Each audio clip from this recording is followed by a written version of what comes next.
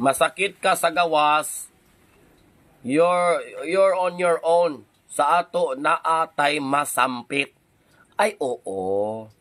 Ana na mga day. Ang kalahian, kung magkasakit ka, naa ka sa abroad, wala kay masampit. Lisod ka makakitagtawo nga motabang sa imuha. Most of the time, pag naka sa abroad, nakapalyar-palyar imong lawas, ado na kay balatian, ikaw radyo'y magsulbad sa mga problema nga imong gisagubang. Padyo kay madalaganan.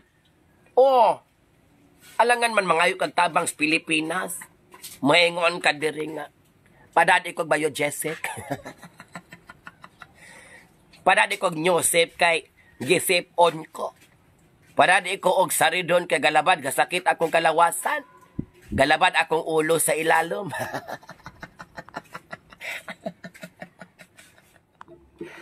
Pero ang naka-advantage po kung naa ka sa gawas, ilabi na sa mga nindot nga nasod, kung magkadaot-daot kag magkasakit-sakit ka, ang gobyerno ang ilang hospital, tabangan man ka. Kung maadto ka ditong gasampiray na ka, katumbahon na ka, nagkalipong-lipong na ka, basta na ka sa lugar nga nindot og healthcare system, mabuhi ramang ka. Kaya timanon ramang ka, tambalan ramang ka. Sa laing nasod. Pero dili man tanang nasod. Naamang mga nasod nga, muraraputag, on your own ragi hapon. Magpatambal ta, mugasto ta, magpatambal ta, tanang tinigom na to, hurot. Dili ta kapangayo og tabang sa Pilipinas. Kung naata sa abroad, panahon nga magkasakit, magkadaot-daot ta. Atong lawas ni give up ta. Sobra mo panarpaho. Wala mo'y ana-ana. Munang nangaluya mo.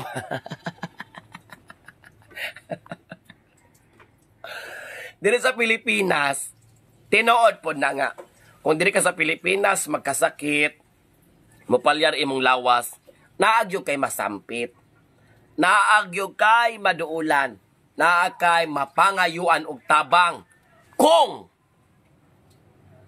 na kay kwarta. Tinuod na day. Panalag sa pamilya day. Nga unungan ka panahon sa kasakit. Kung wala kay kwarta. Dili nuan tanan pero kalagmitan gyud. Kung naa ka diri sa Pilipinas. Was kadada. Agi mulingi sa imuha. May nalamag na ay mulugaw ni mong tik-tik diha. Aron mo baskog kag maaloy di mo sulirat ng imong mata. Oy, daghang nagpanghitabo ana diri sa Pilipinas. Kangkang kay tuwa pa sa abroad.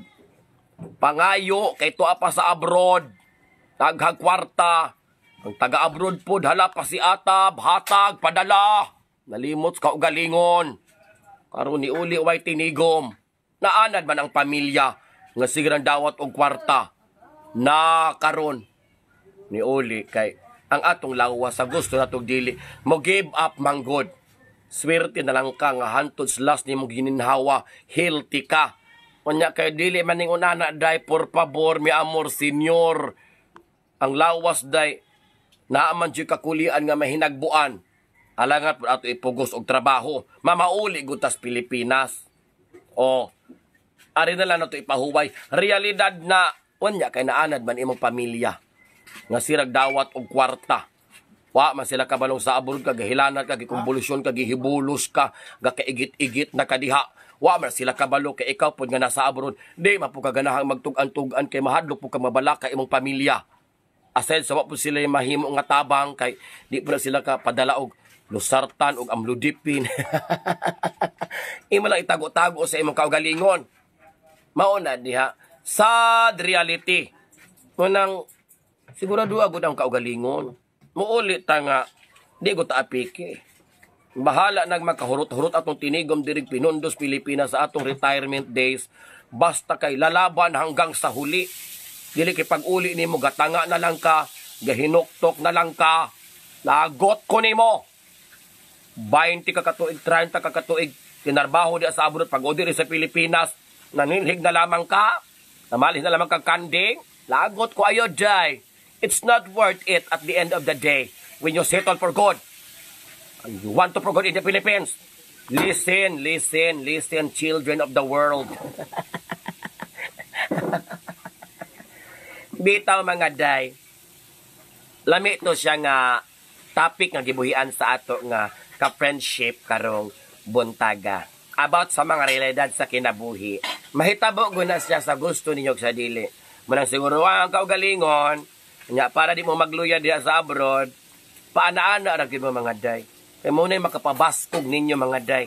Basta mabisbisan, singga basa, mura na siyang tanom. Singing ga pangulbong, siging ga panaha, siging ga panahon. Bisbis na gud ang tambal anak ng tarungan yung mga desisyon kay na. Laitan! Palopyan siya.